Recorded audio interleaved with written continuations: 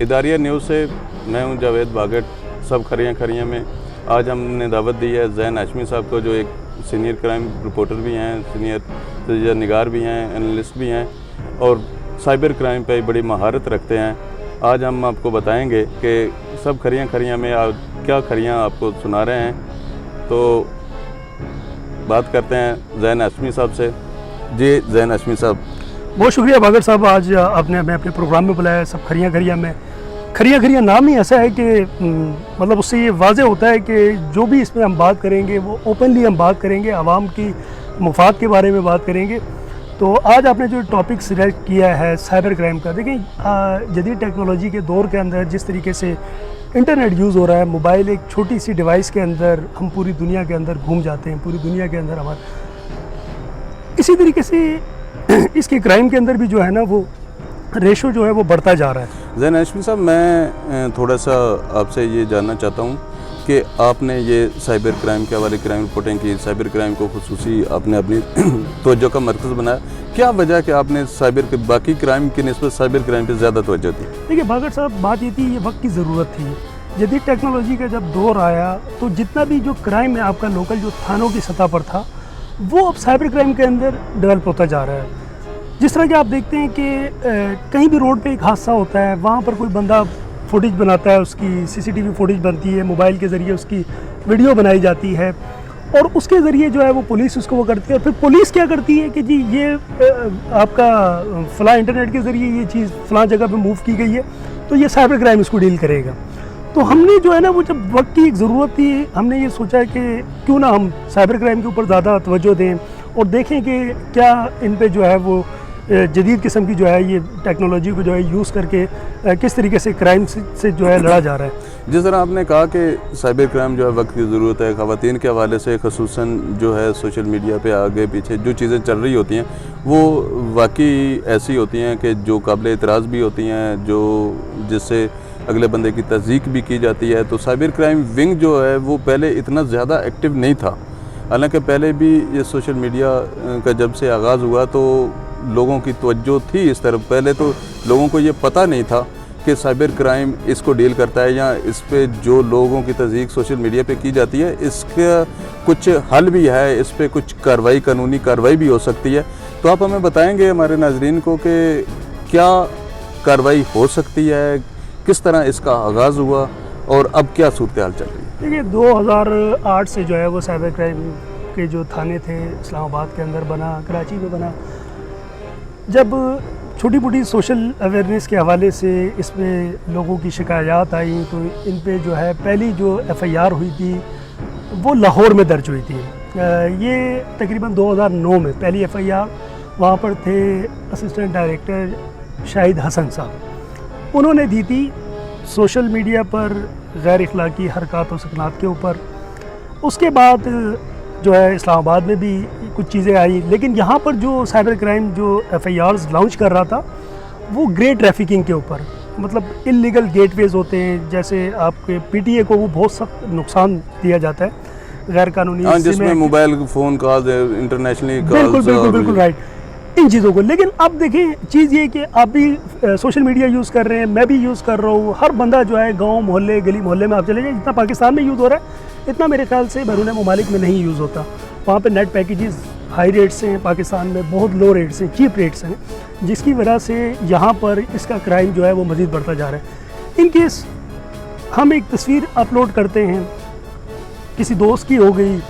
اور وہ آگے کسی مس انڈرسٹینڈنگ سے کسی غلط ہاتھ پہ وہ لگ جاتی ہے, وہ آگے شیئر کر دیتا ہے, پھر ایڈیٹنگ کر کے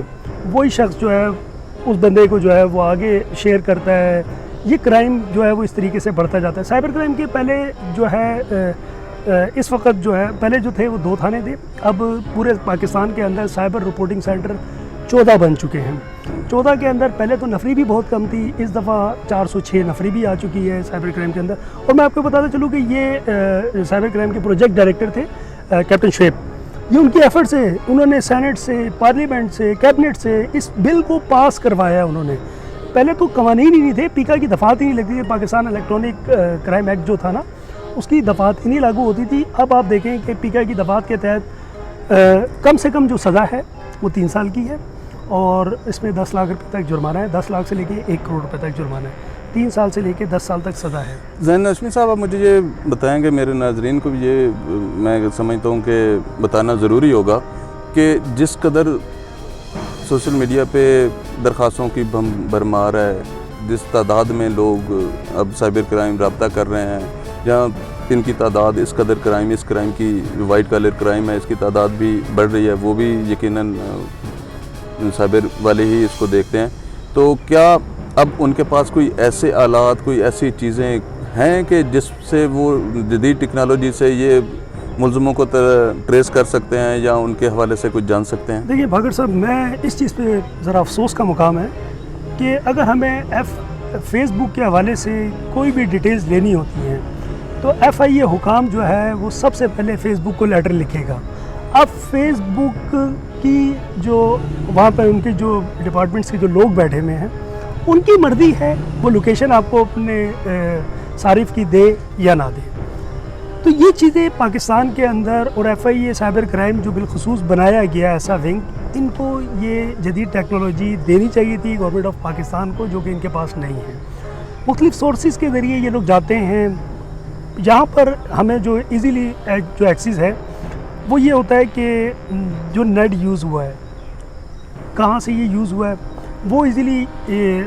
FIA کے جو عملہ ہے وہ اس کی اپروچ، اس کی رسائی تک پہنچ جاتا ہے۔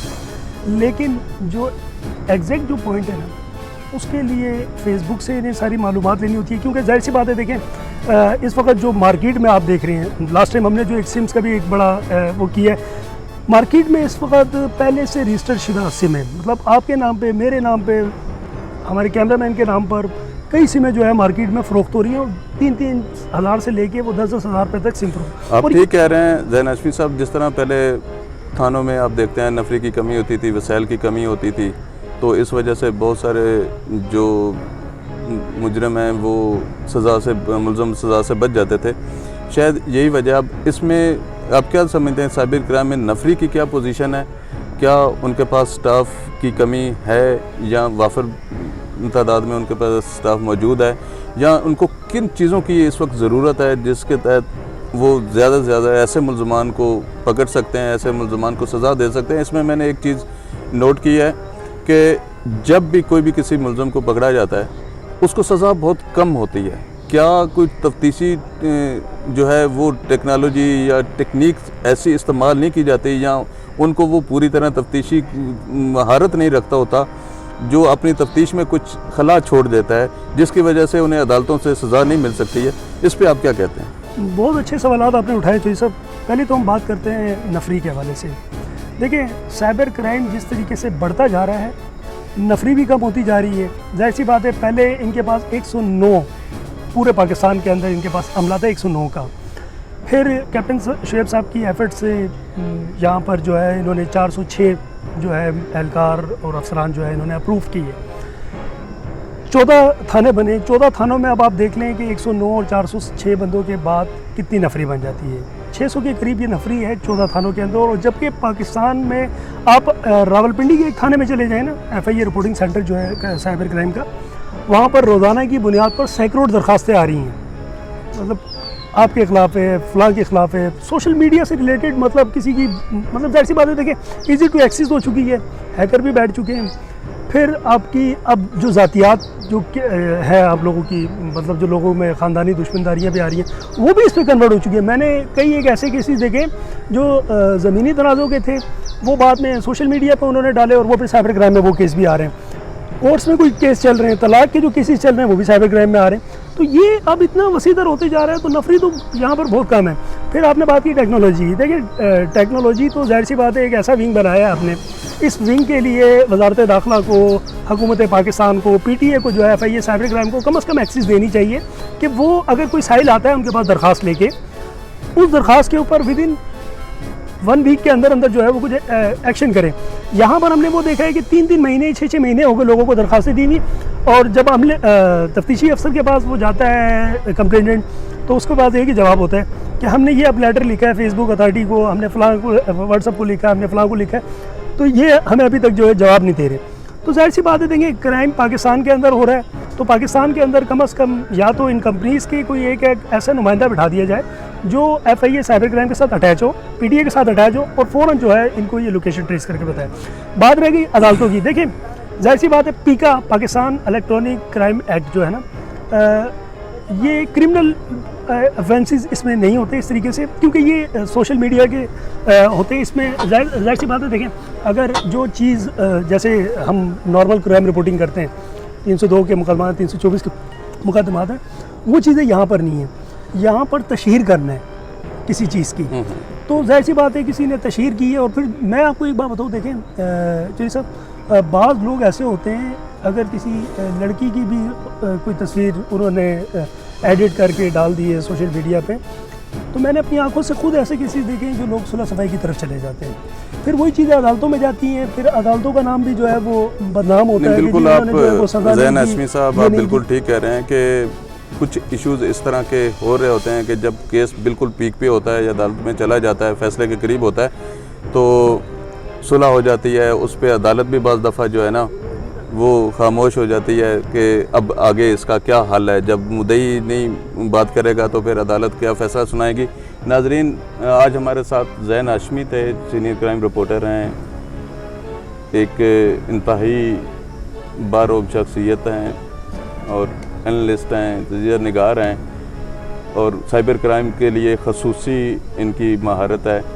تو ان سے ہم نے آج جانا کہ سائبر کرائم کیا ہوتا ہے, کس طرح یہ شروع ہوا, اب اس کی پوزیشن کیا ہے. عدالتوں کے حوالے سے ہم نے ان سے بات کی, باقی وائٹ کالر کرائم پہ ہم نے بات کی. تو انشاءاللہ تعالی آئندہ پروگرام میں ہم ان سے پوچھیں گے کہ FIA کی کیا پوزیشن ہے, FIA کیا کر رہی ہے, کیا یہ ونگ ایکٹیو ہے نہیں ہے, کیا کاروائیاں انہوں نے کی, PTA نے اس پہ کیا رول ادا کیا, کیا PTA نے ان کے ساتھ تعاون, FIA کے ساتھ تعاون کر رہی ہے نہیں کر رہی ہے. تو یہ سب کچھ آپ آئندہ میرے پروگرام سب کریے میں جانیں گے. تو میں آپ سے یہ گزارش کروں گا کہ آپ میرا چینل سبسکرائب کریں. آپ کو نئی ویڈیو جو ہے وہ ملتی رہیں گی, اور آپ کو نہ صرف یہ سائبر کے حوالے سے باقی کرائم کے دیگر جو ایشوز ہیں اس پہ بھی ہم بات کریں گے, اور مختلف دوستوں کو جو ان چیزوں میں مہارت رکھتے ہیں ان کو تکلیف دیں گے. بہت شکریہ.